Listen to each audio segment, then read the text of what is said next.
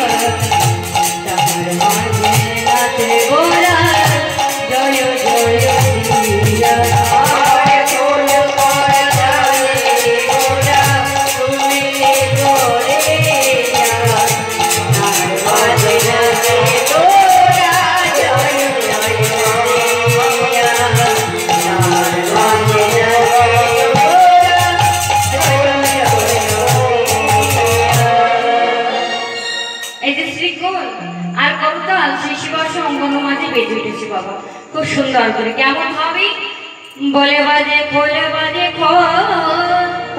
খোল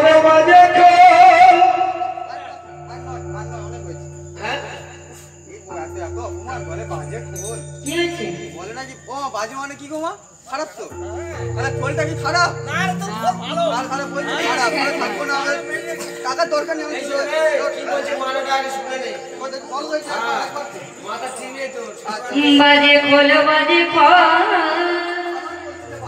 তোর মাথা ঠিক নাই কি বল ভালো করে বলো ওমা একটা কথা অনেকগুলো মানে হয় না যার যেমন ভাব তার কেমন লাভ একটা কথা কেউ ভালো বলে কিন্তু কেউ খারাপ শুনে কেউ আবার ভালো শুনে তাই না আমি বলছি বাজে খোল, এই যে শ্রীখোল আর করতাল এগুলো হলো আমার মহাপ্রভুর সাথে সঙ্গ দিয়েছিল কীর্তনের মধ্যে, আমার দেয়নি না। তাহলে আজ এই সুন্দর করে গরিব সভা এই গ্রামবাসী কিন্তু অনেক কষ্ট করে সুসজ্জিত করেছে, অনেক অক্লান্ত পরিশ্রমের ফলে কমিটির সভ্যবৃন্দরা খুব সুন্দর করে হরিবাসন তৈরি করেছে, অনেক কীর্তনিয়াকে দেখে সুন্দরভাবে কীর্তন পাঠ আস্বাদন হচ্ছে। এখন এই এতগুলো মানুষের কষ্টর পরিণতি কি খুব খারাপ হতে পারে না? এই কীর্তন মাঝারে কি শ্রীখোল আর করতাল বেতালে বাঁচতে পারে? কোনোদিনও বাঁচতে পারে না, এটা সম্ভব নয়। এই হরিবাসের মাঝে যখনই শ্রীখোল বাজুক না কেন, করতাল বাজুক না কেন, সেটা হয় মধুর থেকে মধুরতম, তাহলে এটা কখনো বেতালে বাজাতে পারে না। আমি বলছি যে এই শ্রীখোল আর করতাল আজ হরিবাসের মাঝে সুন্দর করে বেজেতেছে। নিতাই কেমন করে বাজছি কত করতে এবার বর্ণনা করছে। বাজে খোল বাজে খোল বাজে খোল বাজে খোল বাজে খোল খোল কেমন ভাবে বাজছে, টাক টাক টাক টিভি টিভি টিভি খোল বাজে খোল বাজে খোল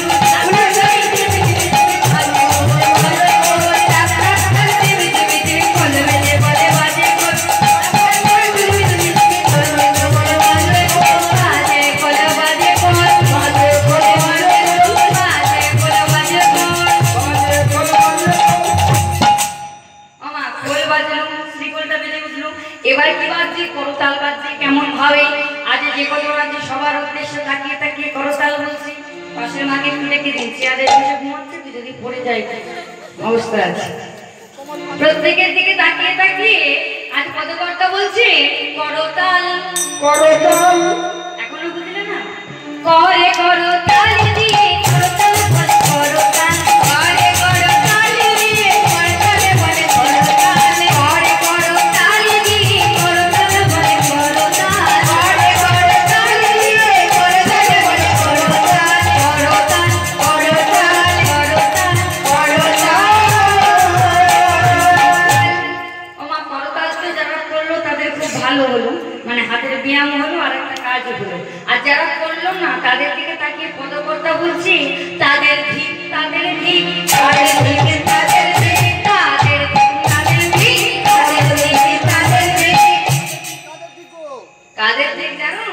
যারা হরিবাসরে তালি দেয় না তাদের ঠিক তাদের ঠিক, যারা হরিবাসরে তালি দেয় না তাদের ঠিক তাদের ঠিক, যারা হরিবাসরে কুলু দেয় না তাদের ঠিক তাদের ঠিক, যারা হরিবাসরে কুলু দেয় না তাদের ঠিক তাদের ঠিক, যারা হরিবাসরে ঘুমিয়ে পড়ে তাদের ঠিক তাদের ঠিক, হরিবাসরে ঘুমিয়ে পড়ে তাদের ঠিক তাদের ঠিক, যারা হরিবাসরে গল্প করে তাদের ঠিক তাদের ঠিক, হরিবাসরে গল্প করে তাদের ঠিক তাদের ঠিক।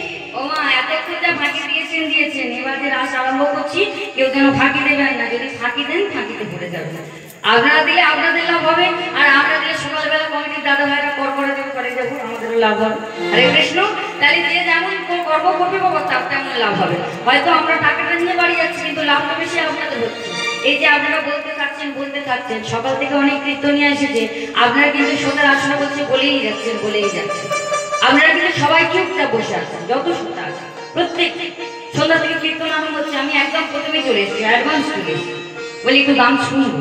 তা চলে এসে দেখলাম মায়েরা শ্রোতার আসনে অনেক শ্রোতা, মায়েরা গান শুনিয়ে যাচ্ছে, শ্রোতারা বক বক করে যাচ্ছে, মানে যে কীর্তনিয়া তিনি বক বক করে যাচ্ছে, ওটা ওনার কাজ, মানে আমি এখন বক বক করছি এটা আমার কাজ। কিন্তু একটা কথা লক্ষ্য রাখবেন যে ভরা কলসি কোনোদিনও আওয়াজ করে না, এমনি কথা বলে না ফাঁকা কলসি শব্দ বেশি, আওয়াজ বেশি। আমরা কীর্তনিয়া হলাম ফাঁকা কলসি না, তাই তো সারাক্ষণ 4-5 ঘন্টা বক বক করেই যাচ্ছে। আর আপনারা বলেন ভরা কলসি, মানে এত শুনেছেন শুনতে টাকার কয়েন পড়তে আপনাদের কলসিটা ভরে যাচ্ছে আর আমাদের কলসি ফাঁকা হয়ে যাচ্ছে। আমরা বক বক করছি। হরে কৃষ্ণ। সবাই মিলে আমরা ধ্বনি করি নিতাই গৌর প্রেমানন্দে হরি সবাই মিলে তুমি বাহু তুলে বলুন, বলো বলো নিতাই চাঁদে কি, বলো বলো নিতাই চাঁদে কি জয়। নাম দাতা প্রেম দাতা পরম দয়াল নিতাই কি জয়। জগদ্গুরু শিবাদ নিত্যানন্দ প্রভু কি জয় রাধা কি। হ্যাঁ, আপনারা জয় দিলেই আপনারা জয় হবেন। কেমন শুরু হলো পরম ব্রহ্ম, শুধু কীর্তন শুনলে হয় না, কীর্তন শুনে আপনাদেরকেও একটু আস্বাদন করতে হবে। কারণ আমরা যদি আস্বাদন করি আমাদের লাভ হবে। আর আপনারা যে রাত্রি রজনী জাগরণ করে কীর্তন শুনছেন, আপনারা যদি না বলেন আপনাদের কাছে হবে না। হরে কৃষ্ণ, জয় জয় জয়।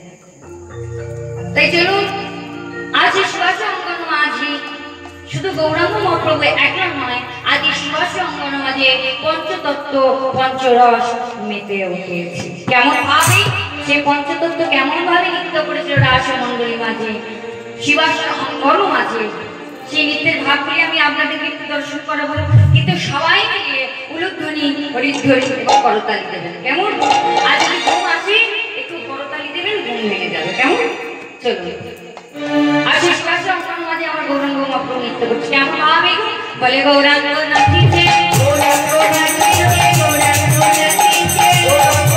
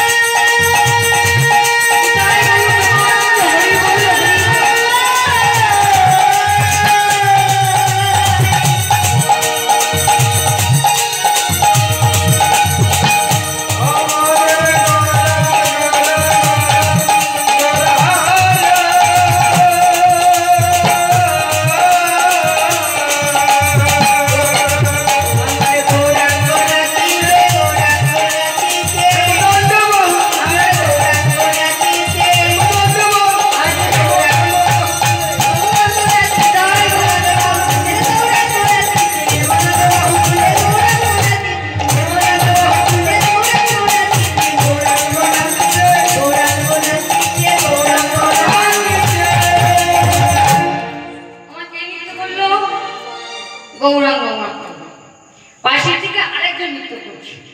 কে? তিনি হলেন নিত্যানন্দ প্রভু, যাকে বলা হয় পাগলা নিতাই। কেমন ভাবে নৃত্য করছে? সবাই ভাই মিলে একটু উলুধ্বনি। নিত্যানন্দ নাচিছে, নিত্যানন্দ নাচিছে, নিত্যানন্দ নাচিছে, আমার নিত্যানন্দ নাচিছে,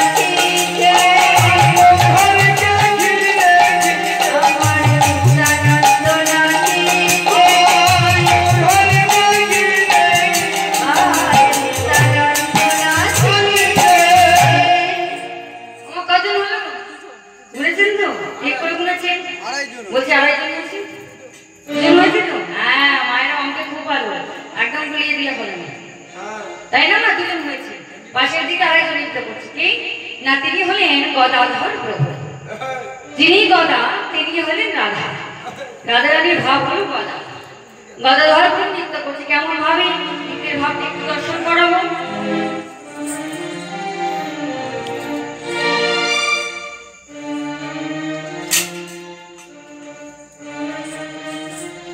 বলে গদাধর নাচিছে, গদাধর নাচিছে, গদাধর নাচিছে, আমার গদাধর নাচিছে, গদাধর নাচিছে, গদাধর নাচিছে,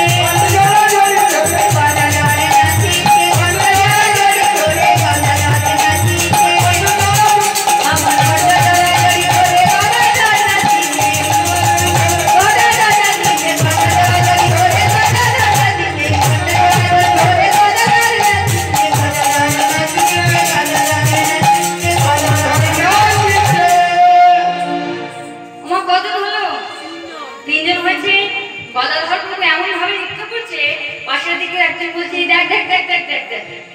গদাধর প্রভু এমন ভাবে নৃত্য করছে, দেখে কি মনে হচ্ছে জানিস? কি মনে হচ্ছে রে? দেখে মনে হচ্ছে গদাই রাধা নাচিছে, গদাই রাধা নাচিছে, গদাই রাধা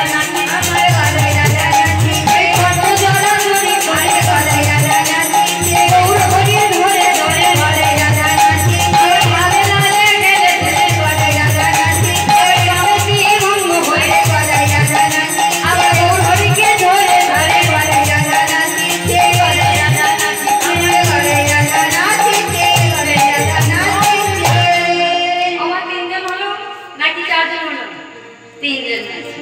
পাশের দিকে আরেকজন নৃত্য করছে, তিনি হলেন অদ্বৈত আচার্য মহাপ্রভু। আচ্ছা বলেন তোমার এই অদ্বৈত আচার্য মহাপ্রভুটা কে ছিলেন? কে ছিলেন অদ্বৈত আচার্য? কে ছিলেন? ভোলা মহেশ্বর। পঞ্চতত্ত্ব পিকচার দেখেছেন তো? হ্যাঁ,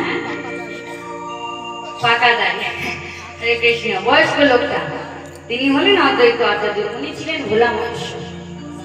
তার অন্য কেউ নয় বাবা, ভোলা মহেশ্বর নৃত্য করছে, সবাই মিলে উলুধ্বনি